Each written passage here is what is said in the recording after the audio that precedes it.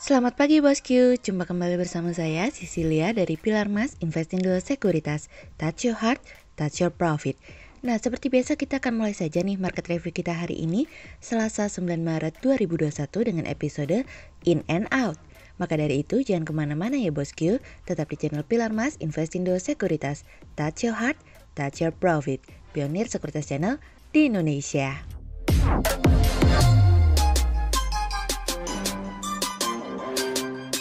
Seperti biasa, kita akan mulai dari Global Economic Calendar.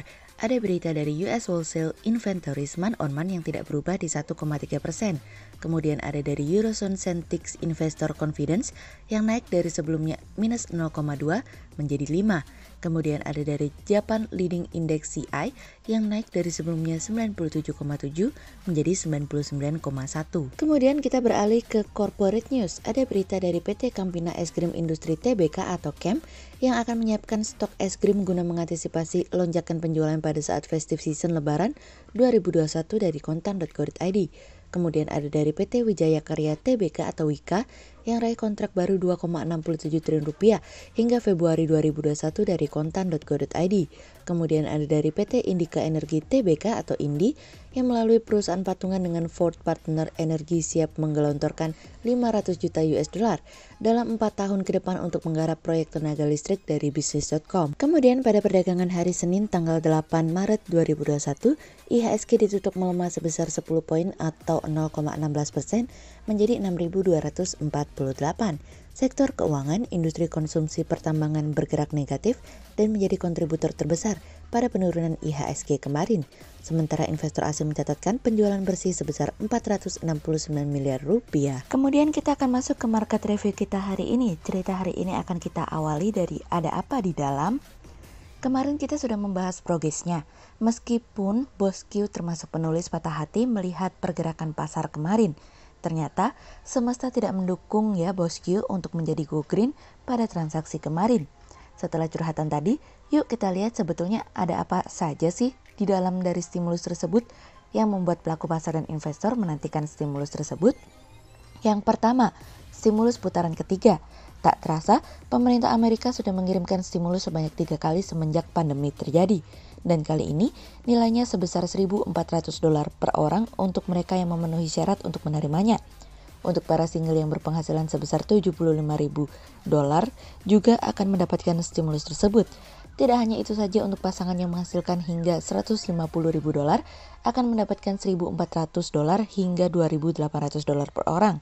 Tunjangan anak-anak dan orang dewasa dalam rumah tangga tersebut juga berhak atas pembayaran $1.400. Yang kedua, program vaksinasi dan pengujian virus corona akan diberikan sebesar $160 miliar. Dana tersebut juga akan membuat vaksinasi nasional diberikan secara gratis kepada semua masyarakat Amerika tanpa memandang status imigrasinya. Yang ketiga, Senat Demokrat telah memasukkan lebih dari $370 miliar bantuan untuk pemerintah negara bagian, daerah, dan termasuk wilayah teritori. Yang keempat, tunjangan pengangguran akan diperpanjang hingga 6 September sebesar $300 per minggu. Tidak hanya itu saja, keringanan pajak juga diberikan atas pembayaran sebesar $10.200 pertama bagi pekerja yang menganggur namun memiliki penghasilan sebesar $150.000 per tahun. Yang kelima, sekolah juga mendapatkan dana sebesar $170 miliar untuk membantu para sekolah untuk dapat dibuka kembali. $130 miliar dari $170 miliar akan digunakan untuk mempekerjakan staf tambahan untuk sekolah grade 12 untuk mengurangi kapasitas di kelas, melakukan modifikasi ruangan, dan membeli sumber daya yang dibutuhkan untuk menjaga kegiatan akademik tetap berjalan. Sementara $40 miliar tambahan akan diberikan kepada perguruan tinggi dan universitas. Pada akhirnya keluarnya stimulus bukannya memberikan keyakinan kepada pelaku pasar dan investor agar pasar dapat menguat, tapi ini malah justru semakin menambah kekhawatiran akan adanya pemulihan ekonomi yang dipercepat dengan adanya stimulus dan dukungan distribusi vaksin. Kenaikan US Treasury menjadi 1,6% pada akhirnya menjadi sesuatu yang dapat diterima pasar Amerika, sehingga kenaikan US Treasury seiring sejalan dengan kenaikan Dow Jones. Namun, pada kenyataannya tidak begitu dengan emerging market yang masih tertatih-tatih dalam fase pemulihan, namun sudah harus dihadapkan adanya potensi capital outflow. Oleh sebab itu, IHSG kemarin sempat terbakar meskipun sempat merasakan ademnya penghijauan. Perhatian selanjutnya akan berada pada sejauh mana pelaku pasar dan investor juga yakin bahwa pemulihan ekonomi akan terjadi di dalam negeri. Sejauh mana mereka tetap percaya bahwa meskipun lambat tapi pemulihan ekonomi masih berjalan sesuai track. Hanya saja dengan kecepatan yang lambat yang tentunya harus kita terima bahwa pemulihan tidak akan merata di semua negara. Tapi kalaupun imbal hasil kita terus mengalami kenaikan yang memberikan dampak melemahnya rupiah, kita tidak perlu khawatir nih bosku. Karena kemarin Bank Indonesia sudah mengatakan bahwa mereka siap untuk melakukan intervensi. Kemudian cerita selanjutnya datang dari Bank Jepang bersiap. Di tengah situasi dan kondisi kenaikan US Treasury pada akhirnya membuat Bank Sentral Jepang melalui wakil gubernurnya, Masayoshi Amamiya memberikan pernyataan bahwa Bank Sentral Jepang masih akan mencari cara untuk mengontrol pergerakan imbal hasil obligasi Jepang. Amamiya mengatakan bahwa imbal hasil bisa naik dan turun namun dengan catatan kenaikan dan penurunan tersebut tidak mengganggu efek pelonggaran kebijakan moneter. Amamiya, pembuat kebijakan utama yang membantu membuat kerangka yield curve control, mengatakan hal tersebut sebagai bagian dari untuk menenangkan pasar di tengah situasi dan kondisi yang terjadi baru-baru ini. Apa yang disampaikan Amamiya pada akhirnya sesuai dengan ekspektasi pasar setelah sebelumnya Kuroda tidak terlalu banyak melakukan tindakan terhadap imbal hasil obligasi Jepang.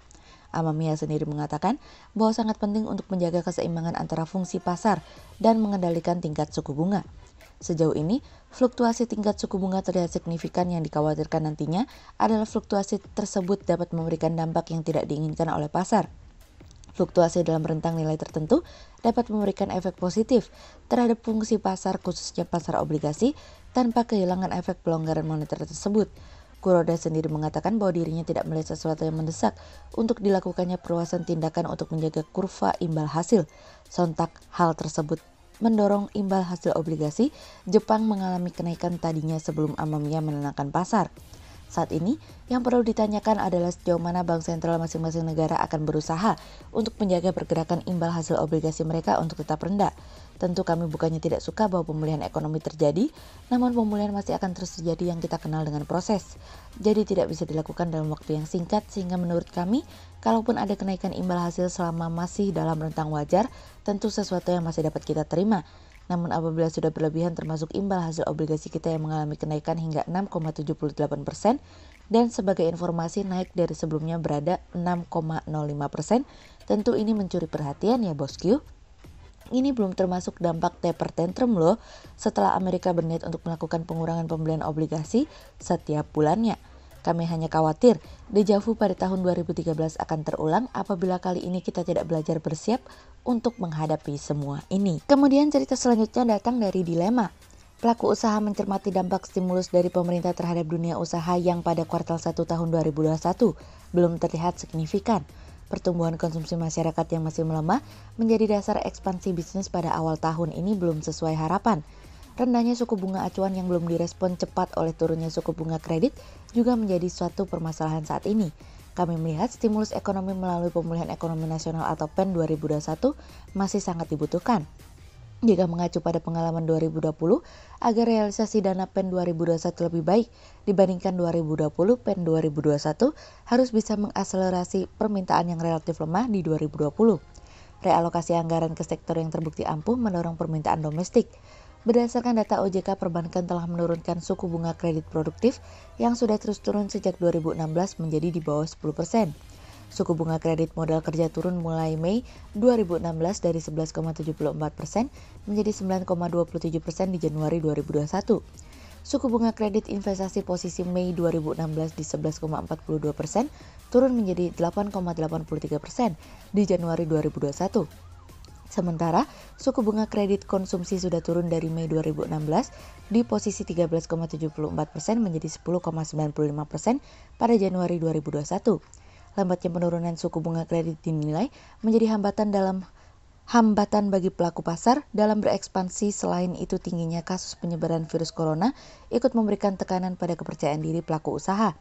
Dari sisi efisiensi, rata-rata bank di Indonesia BOPO-nya 86,58% per Desember 2020 menggambarkan besarnya biaya operasional bank di tengah sempitnya ruang pendapatan operasional saat pandemi. Kondisi ini dinilai membuat bank tidak cepat merespon penurunan suku bunga acuan Bank Indonesia. Ya, kalau sudah begini lebih baik kita lihat saja nih bosku, sejauh mana pemerintah dan Bank Indonesia mau mencolek para perbankan untuk dapat membantu pemulihan ekonomi melalui pemberian kredit. Namun tentu kita juga harus menyadari rasa khawatir di sektor perbankan sebagai penyalur kredit. Ketika daya beli belum pulih, apakah kualitas kredit dapat terjaga? Sehingga berdasarkan teknikal analisa kami melihat saat ini IHSG memiliki peluang bergerak menguat terbatas dan ditradingkan pada level 6.223 hingga 6.325. Hati-hati ya bosku, arus masih akan berubah dengan sangat cepat. Perhatikan pergerakan pasar untuk pengambilan keputusan berikutnya. Berikut stok quotes pilar emas hari ini ya bosku. Yang pertama ada dari UNTR, kemudian yang kedua ada dari ASI, dan yang ketiga ada dari GJTL. Berikut dua saham yang kami analisa hari ini ya bosku. Yang pertama ada dari DSNG atau PT Dharma Satya Nusantara Tbk yang laba melesat 165% menjadi 476,6 miliar rupiah pada 2020. Sepanjang tahun 2020 perusahaan membukukan kinerja yang cemerlang dengan membukukan laba yang dapat diatribusikan kepada pemilik entitas induk sebesar 476,63 miliar rupiah atau tumbuh 165,92% daripada posisi laba 2019 yang hanya sebesar 179,94 miliar rupiah. Hal ini ditopang dari pendapatan usaha perusahaan, di mana berhasil mencatatkan pendapatan sebesar 6,69 triliun rupiah pada 2020. Pencapaian itu naik 16,7% dibandingkan dengan perolehan 2019 sebesar 5,73 triliun rupiah. Sehingga berdasarkan teknikal analisa dalam tren pada jangka waktu short term berpotensi untuk bullish dengan target 650 dan tingkat probabilitas sebesar 59%. Sementara dalam jangka waktu long term berpotensi untuk bullish dengan target 660 dan tingkat probabilitas sebesar 52%. Kemudian yang kedua ada dari CEM atau PT Campina Es Krim Industri Tbk yang akan menyiapkan stok es krim guna mengantisipasi lonjakan penjualan pada saat festive season Lebaran 2021. Di saat ketidakpastian akan wabah corona, perusahaan masih optimis akan meningkatnya kebutuhan jelang Lebaran, di mana perusahaan menyiapkan stok es krim guna mengantisipasi lonjakan penjualan pada saat festive season Lebaran 2021. Ini tentunya suatu momentum bagi perusahaan dalam meningkatkan penjualan, apalagi pemerintah sudah melakukan program vaksinasi nasional, sehingga terbuka peluang intensitas konsumsi terhadap produk es krim baik. Di sisi lain, perusahaan akan merilis 5-6 produk baru di tahun ini, sehingga berdasarkan teknikal analisa dalam tren pada jangka waktu short term, berpotensi untuk bullish dengan target 270 dan tingkat probabilitas sebesar 54%. Sementara dalam jangka waktu long term, berpotensi untuk bullish dengan target 280 dan tingkat probabilitas sebesar 59%. Berikut kami akan menampilkan 40 saham pilihan dari pilar emas.